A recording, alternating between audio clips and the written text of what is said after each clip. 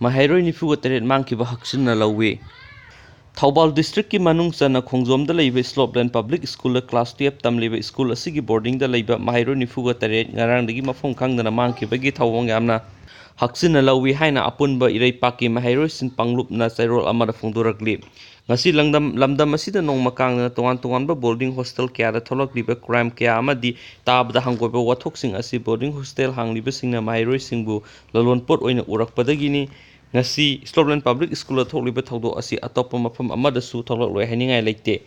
School asigi boarding na Maheiloi Satruka Yankai rom lai adubu makhoi 94 na sienkhriba asi makhoigi warden singna atopa Maheiloi singi mamangda kakthokhtuna tathita woina phuba saiba amadi torture kya tawbadagi sienkhibane asumna tathita woina tawba asi Maheiloi khunaibu singnabane hairi.